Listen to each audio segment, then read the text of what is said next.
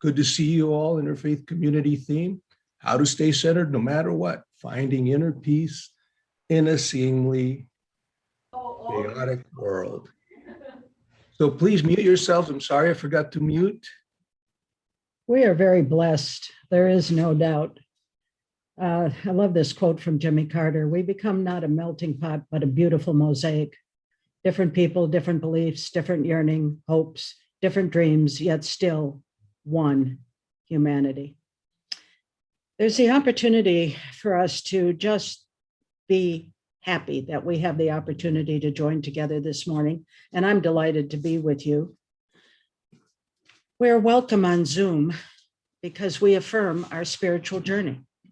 We gather together on Zoom, yes, to learn, live, laugh, and love together, which shares the opportunity for us to open our minds and our hearts to truth, the truth of spiritual oneness. So please, give yourself the opportunity, silence your phones, and when you do so, also turn down the volume on your distress, your dis-ease, your fear of any kind. And that will loosen the blocks to love's presence. Because now, with intention, we enter our sacred time. Muslims across the world celebrate the month of Ramadan. It is considered as one of the 5 pillars of Islam. It occurs in the 9th month of the Islamic calendar and lasts 29 to 30 days, depending on the visual sightings of the crescent moon.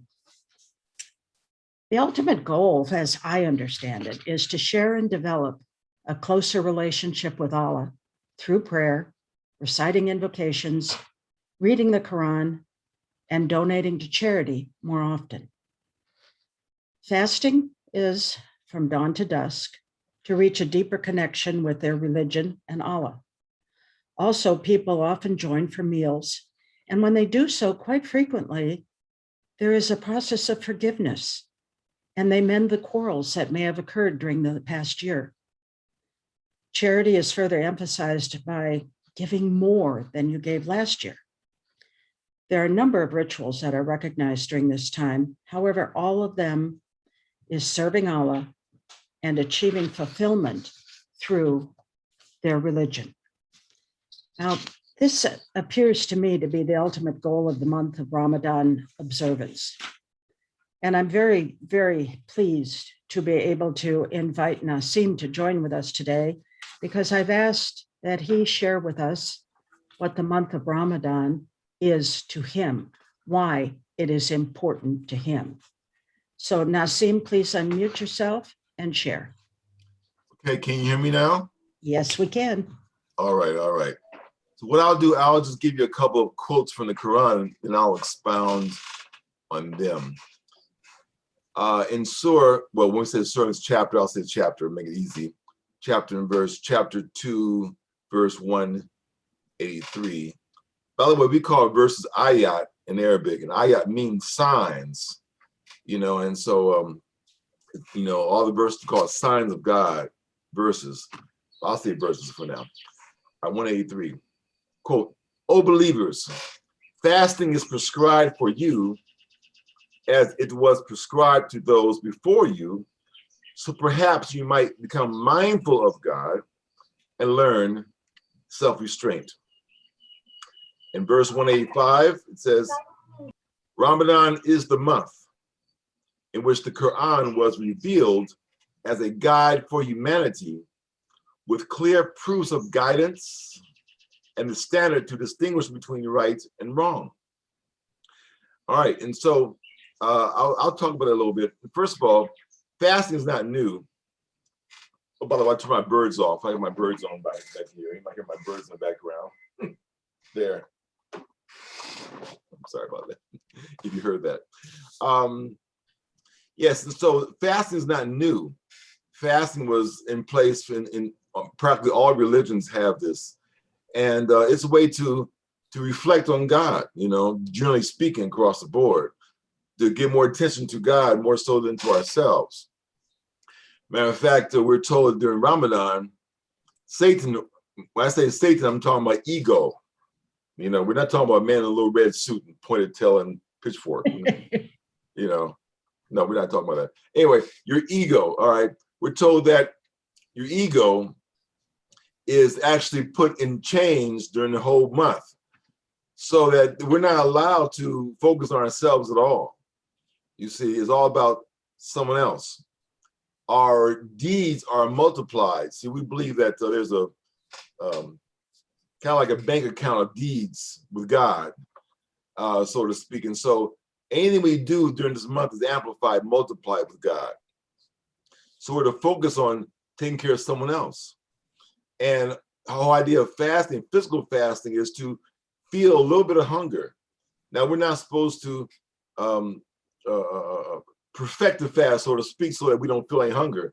It's almost impossible. You have like 17 hours of no food, no drink, nothing, you know, for those who can do that. So sometime during that period of time, you're going to feel hungry. And you're supposed to, you know. And I know Prophet Muhammad, he would sometimes tighten his belt. When he felt hungry, he would tighten his belt more so to relieve the cramping in his stomach, you know, while he continued on with his fast. And you know, it's not just a physical fast, like I said before. Some people can't fast, like myself. I went through surgery. I'm taking medication all the time, so I can't physically fast. But I do other things. You know, when I go out, I'm always trying to figure out who I can change. With food or water. You see, it's kind of interesting. It happens every year. Now, normally when you go out, you always see, you know, the homeless with the signs out by the freeways on the corners. You always see them all the time. And it's kind of funny, you know, I don't see them now. I'm going out purposely trying to find them. I'm going through the freeways and the corners where I can't find them. Where are the homeless? And it's very interesting. So now my fast is not, you know, there's nothing wrong with what I'm doing, because after all, we're actually charged by our intentions. So because I had the intention on feeding someone, that's good enough for God. He judges by our intentions. So I go out there, you know, water and hamburger, whatever, try to feed the homeless. I don't find any, I still get the credit for that. So it's good. It's very important to understand that. You see, and also during this month here, we're told the second quote I gave was like, I'll say it again. I didn't say it. Okay. Allah says in the Quran that we might love a thing that is harmful to us. We might hate a thing that is good for us. Now, this past Friday, during this past Friday's message, one of the imams I follow, he's in Atlanta, was saying that you know, the whole idea of fasting is not desirable, because, you know, you're hungry and you want to eat, you see, but we got to see the good in not eating and not satisfying that desire, you see. And so we just do it anyway, you know. And so it's very important to understand that. See, so all because we are having a problem, we get over that and realize that that we're doing it for God's sake, you know, and so forth. So that's why. And every night now, you know, we're not fasting 24 hours. When the sun goes down, then people are eating. But they get up early in the morning, like an hour or so, sometimes 2 hours before the sun comes up, to eat then. You know, and that might be hard to eat a lot at, you know, 4 o'clock in the morning, whatever, you know. But I did that. You eat something there and drink a lot of water. And then that'll take you all the way due to about I think it's around 6 o'clock or so now, when the sun starts, not even 7 o'clock, when the sun starts dropping down. And you do it, you see. So it's not so much as a physical fast, like I said before. You know, people focus on just that. How can you do that? Well, the whole idea is that we're doing a whole lot of things, not just that, whole lot of things. So I want to kind of just explain that. And also during the month, we're reading the Quran. We call it 30th every day, which means in 30 days, we'll finish the whole book. And that's very important also. So it keeps us grounded into the scripture there every day. And it makes us ask questions of ourselves. Are we doing enough? Can we do more? Is there something we can help more today? When we leave the house, we ask ourselves, what is our intention for today? Okay, if your intention is to help someone else, you'll get paid spiritually for that, so to speak. And that's real important. You know, so I can go on, but I want to kind of say a few things like that so we can have an understanding or a broader picture what Ramadan is really about there. Any questions? We really thank you for sharing, Nasim. I feel as though Ramadan has not gotten the awareness in other churches, other spiritual groups, that it really could. And I appreciate your sharing. It's very impressive to me, the whole idea of fasting in order to be hungry for your closeness to God. I think that's a remarkable gift of Ramadan. So thank you very much for sharing. You're welcome. Any questions for anybody? Because there's a lot to Ramadan. You know, there's a lot. So I try to give a few points here and there, but it's a lot to it. Well, we can visit that. Assalamu alaikum. This is Sister Rajia. Oh, welcome, assalam. Yes, my sister. I just wanted to say, welcome to the group. You know, I've never seen or heard you before. So, oh, really? Yeah, welcome to the group. I've been around a long time. I've been around. Let me tell you. Okay. Long time. It has been a long time, and I'm grateful for it. I'm one of the resident Muslims here in the community. Well, don't be a stranger. You know, get contact information, and because I have a big family of Muslims, and we get together every night on Zoom, and we read Quran together. That's wonderful. Very good. So, yeah, I mean, I could give you my contact information, and you know, you could join the group. You know, and we read Quran together. Possibly so. That's awesome. Ramadan. Go ahead. I'm sorry. One of the things that you're going to enjoy now is hearing Nasim and music. So we're going to play a song of his now. He's a very fine musician. Yeah, I've been around a long time, sis. So please mute. Wow, you be good for Eid celebrations. Okay, let's everybody mute themselves. Thank you.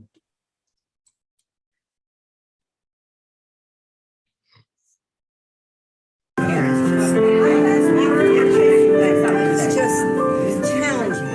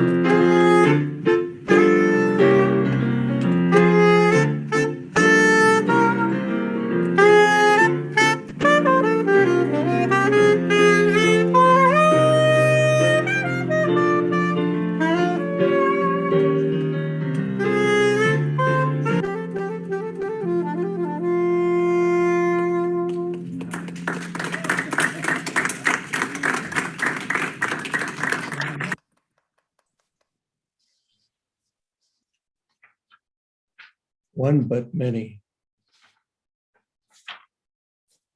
by Susie Kassem. Candle lighting, but many. One God, many faces. One family, many races. One truth, many paths. One heart, many complexions. One light, many reflections. One world, many imperfections. We are all one, but many. As I light the candle, I will repeat it again. One but many, one God, many faces, one family, many races, one truth, many paths, one heart, many complexions, One light, many reflections. One world, many imperfections. We are all one, but many. Forward by Reverend Dr. Arthur Chang. That puppy's beautiful, smelling that flower. Well, there's not a bee at the end of that flower anyway. There is no denying that we have been through a difficult year with COVID-19. It has created havoc in many areas of daily life that are both physical and psychological. However, like in all distresses, humans have been able to pick themselves up and renew their march towards creating heaven on earth. This is a season. This is our springtime, a time not to feel sorry for ourselves, but to collect our strength by drawing upon our faith. We believe in the presence of a compassionate God and its available power to lead us from this challenge. Not as good as ever, but better than ever. It may be difficult to see the blessings of this horrific pandemic experience, but it has changed our trajectory as a nation. This is an immense blessing. It has provided an opportunity for us to see more clearly the cancerous growth of tribalism, which, like a second wave of the pandemic, compounds the wounds to wholeness. Springing forward, we will need divine guidance and right action to heal this psychic virus. In the meantime, we must get people back to work with a leadership that understands the spiritual component of the economy is to bring about a viable middle class, even as we grapple with combating the plight of homelessness.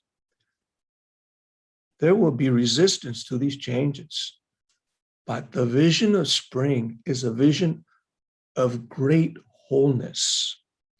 This is not to say that we can snap our fingers or wave a wand for those changes to come about. Changing the heart of folks who have garnered power will take much prayer, planning, and doing.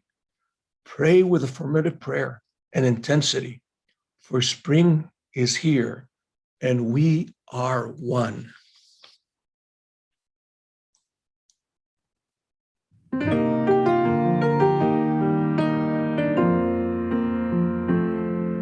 I watch the people come and go, struggling to find the answer that will free them from the prison of their mind. I look and see the misery, the suffering and pain. There are no words to explain. I see a homeless man lying on the street. Everybody judges him a wasted life in need. But as I look into his eyes, he smiles as if to say, all of life is perfect today. Everyone I see is another part of me, reflecting the light from above. We are one love, one light, seeing the beauty in all our brothers' eyes. We are one heart, one soul, uniting together all around the world. We are whole.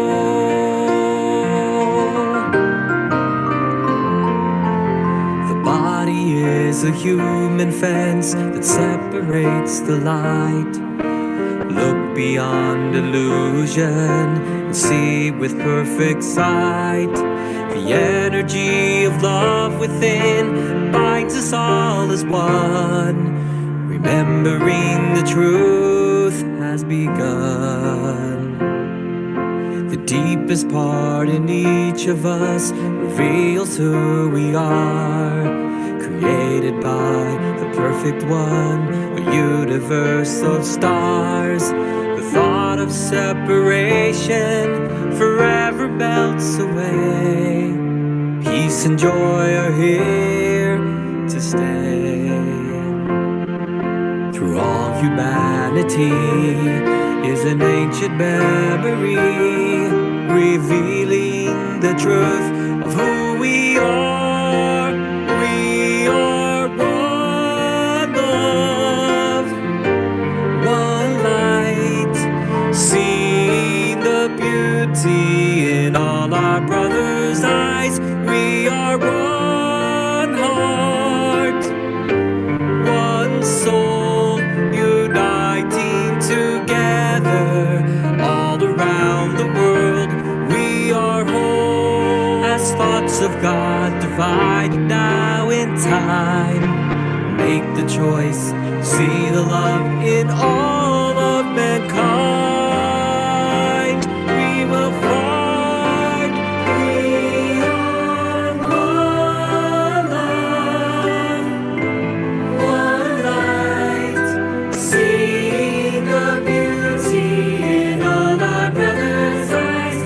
We are one heart, one soul, uniting together all around the world. We are one love, one light, seeing the beauty in all our brothers' eyes. We are one heart, one soul, uniting together all around the world. We are one.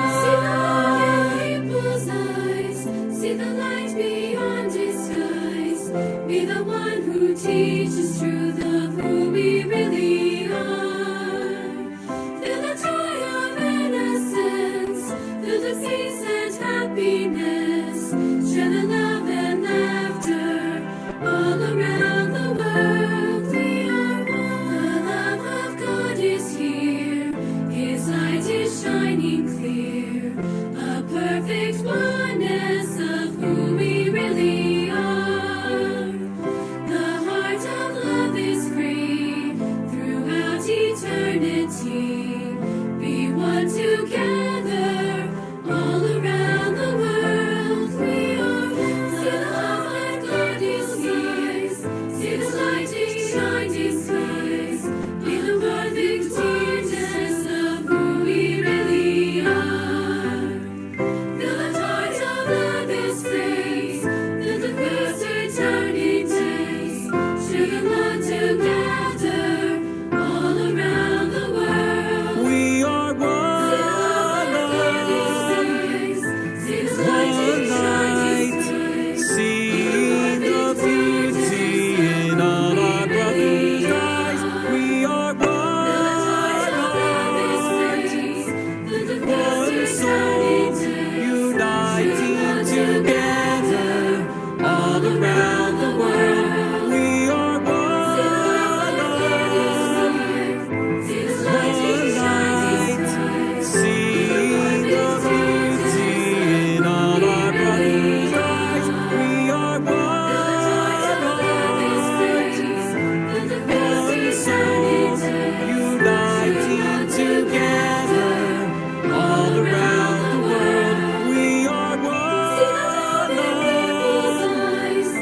We are one love, one light, seeing the beauty in all our brothers' eyes. We are one heart, one soul, uniting together all around the world. We are one love, one light, seeing the beauty in all our brothers' eyes. We are one heart, one soul, uniting together all around the world.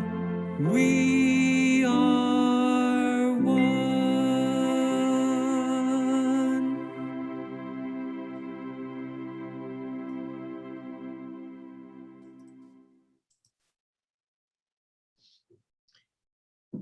That song is so beautifully shared, such a strong message. And then Chaplain Lori did such a beautiful job on the PowerPoint. It's really important for us to give ourselves permission to say, to feel, and to know we are one love. We are one light. We are one heart. We are one soul all around the world. We are whole. We are perfect oneness. All around the world, we are one. You know, last year, the Dalai Lama, that was just about a year ago, actually, the Dalai Lama said, now we really need a sense of oneness of 7 billion human beings. This, he says, could be one of the positive changes to come out of this crisis. And of course, he was referring to COVID. We have to take an opportunity to really look at how things are developing and bringing us together. We have to give ourselves permission to understand that our life is an adventure, and we have the opportunity to be blessed by it and to be a blessing through it. You know, we have learned in this last year how to go with the flow, so to speak. We have learned how these changes build a strength and a power and a willingness within ourselves.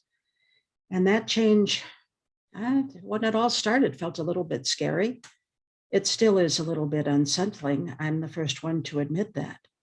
But our faith and our trust in divine order brings us to the attention of what Reverend Chang shared through Reverend Manny, the attention through what the Dalai Lama said. This could be one of the positive things to come out of this crisis, our working together, recognizing the truth of who we are. All of the world's religions have a similar aim, so harmony between them is so very important and necessary. And I firmly believe that although we may have substantial differences of our philosophical outlook, our beliefs, all religions, all spirituality have the potential to be truly helpful. And most share methods and ideas and commitment to improving our human worldly experience by developing within us, as Nassim mentioned, generosity, love, compassion, and respect for others. And I think that if we give ourselves permission just a little bit to look at that, we're going to see that even though a lot of changes in our lives have appeared to be distressful or cause some anxiety within us, we can trust a lot of the process and become more increasingly flexible, spontaneous, and open-minded ourselves. One of the principles of Islam is that it views the human body as a structure built by God that no one has the right to destroy, that human life is respected and protected because that body, your body, my body, belongs to God, Allah. It's actually decreed to the children of Israel that if anyone kills a person, it is as though they kill all mankind. While if any saves a life, it is as if they saved the life of all mankind. And that's a very important principle for us to take a look at, because yes, I do believe through my faith in the divine, through my faith in my belief that we are one human race. Like the song said, we shed the same blood. And that opportunity gives us the time for the perfect expression of our love, for our willingness, our expanding awareness and opening our heart and opening our mind to this reveals our next door neighbor in a different way. And yes, the people across the planet in different ways. As many of you know, I believe there's one religion, and that religion is of one God, which I refer to as love. The divine spirit of love personifies in and through everything, whether it be that beautiful red rose, that blade of grass, that animal flying across the sky as a bird. We have the opportunity to recognize that love in all life forms. And when we do, we have that true demonstration of the ability and the expression of love. It is an error for us to judge that some things are spiritual while other things are material, divided and separate, that there's a distance between matter and spirit. Matter is spirit and form, spirit in many forms. Spirit expresses itself in everything, and there is no division. This is why I've always said that creativity through music, through art, through laughter are the universal languages. There is no division. So what we are called now, from my perception, is to see the love in people's eyes, to see the light behind that seeming mask or disguise. Just like in that beautiful song of Jim's and that picture that Lori put up of the homeless gentleman asleep and then awake so that we can look into his eyes. My first experience in seeing things truly differently was the opportunity of Science of Mind and Ernest Holmes. Ernest Holmes taught oneness. He said, we are one with this power for good. We are one with this power for good. That one thought is the one we must be willing to choose. It's kind of like a line of light.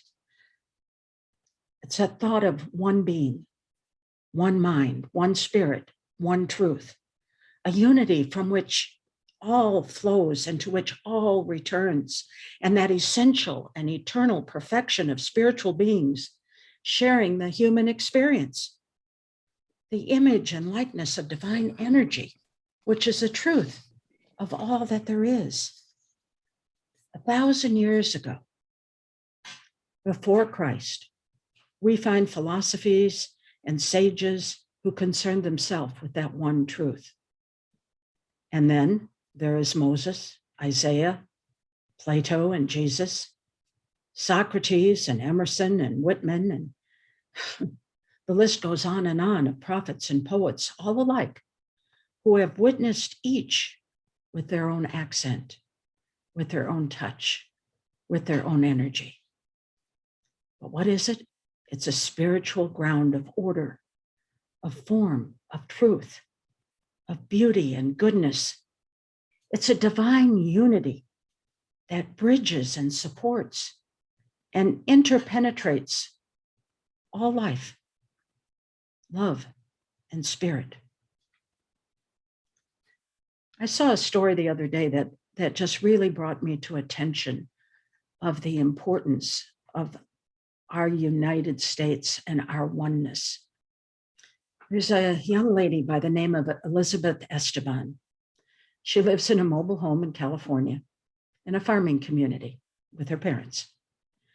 And she's realizing her dream, the dream of going to Harvard. Yes, full scholarship. This 17-year-old daughter of an immigrant farm worker earned a full scholarship. And I'll quote her, "In a nation that is made of possibilities that my parents came to so I would have a better life, I must try for them and for my community." She goes on to say that her plans are to become an immigration attorney a congresswoman, and yes, President of the United States. Now, I'm telling you, when we give ourselves permission to look at this young lady and look at her willingness to affirm the blessings of being in a country that says, that claims we are united, a country that stands strong in her mind, has fed those dreams. Scott Aubrey actually said, at the center of your being is a cherished dream, an authentic vision open to it. Move from the confines of limited expression into the sea of infinite possibilities. Live large in divine love and in-spirited confidence, and allow your true self to show up as loving, in relationships, dreams realized, pure joy, and service to life. That really gives us food for thought, because when we recognize our oneness, are we recognizing the dream within us to share that, to empower that, to bless that, to truly live it, to be truly helpful? At birth, we kind of boarded a train of life. We met our parents, and we believe that they will always travel by our side. As time goes by, other people aboard the train, and they too become significant. Our siblings, our friends, children, and even the love of our life.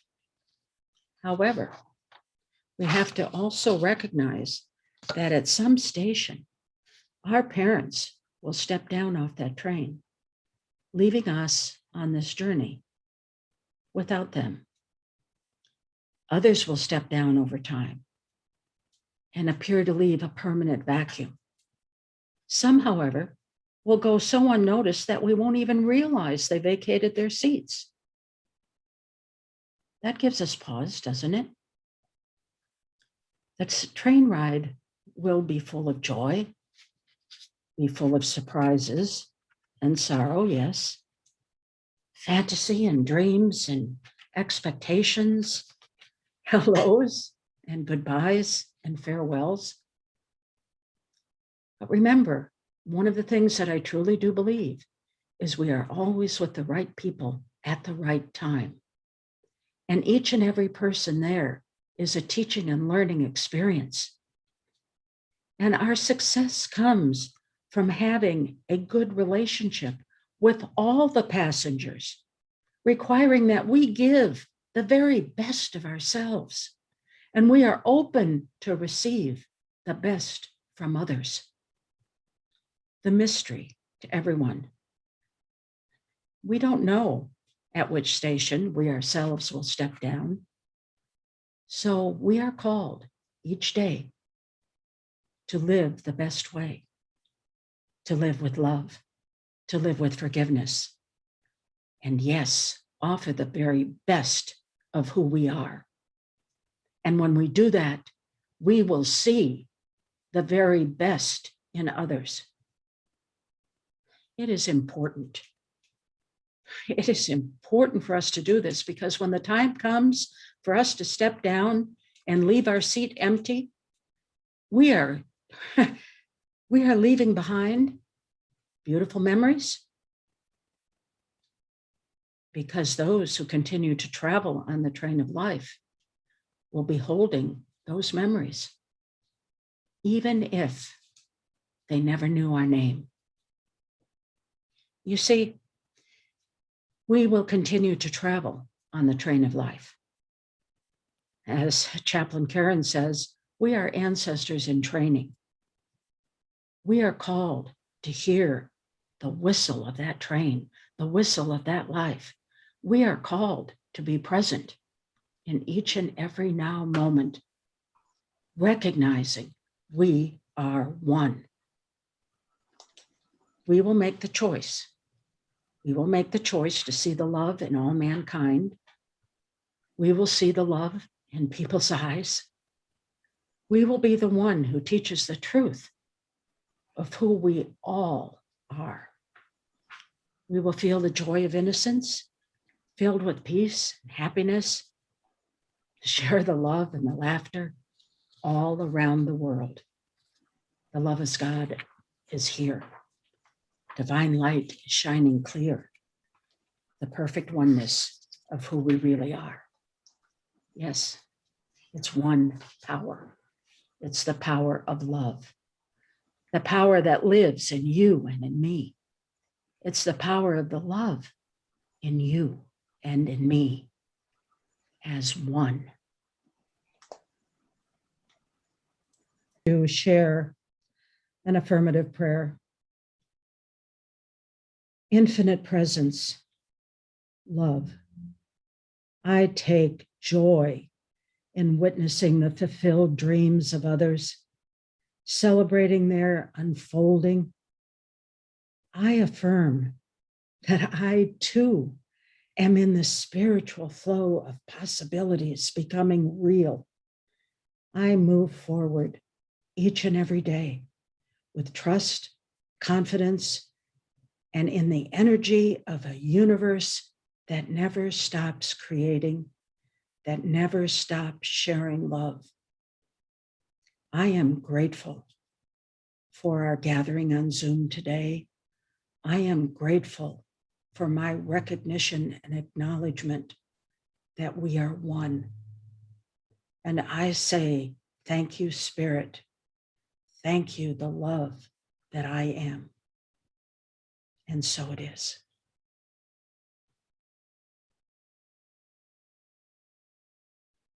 Donations gratefully accepted at our website, at PayPal, or by mail.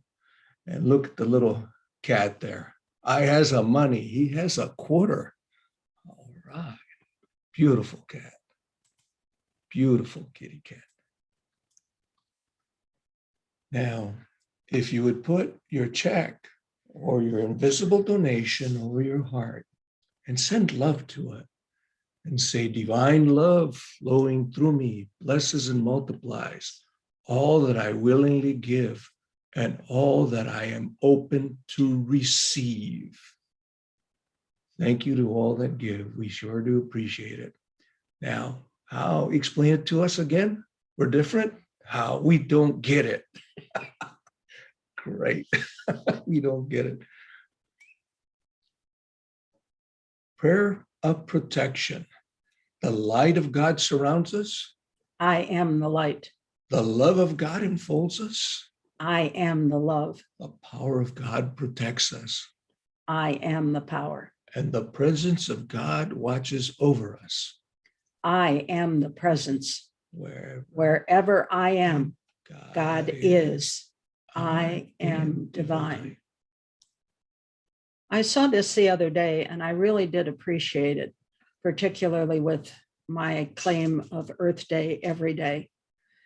It gives us the opportunity to really think about where we can walk to or where we can bike to instead of driving, or even taking a bus is better than having many cars out there, and how we can share the importance and the value of our natural resources and the care for them, how we can volunteer in doing so, how we can reduce and reuse and recycle, conserve water, choose sustainable, smart seafood choices, buy less plastic, use reusable shopping bags, etc., etc., etc.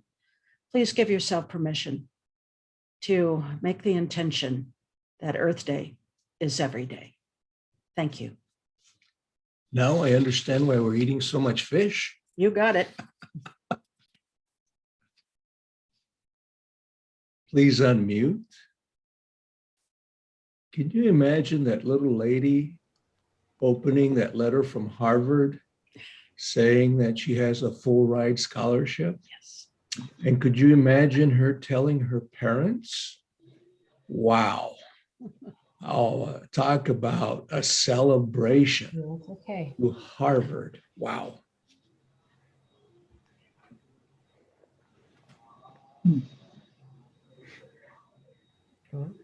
Please unmute. Thank you.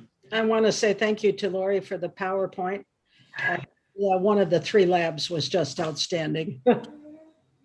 Thank you. It really was terrific. Thank you, thank you. I had to have those hands. I gotta have all those colored hands on top of one another. Yeah, that was cool too, wasn't it? Yeah, gotta use that. I'll post it on Facebook.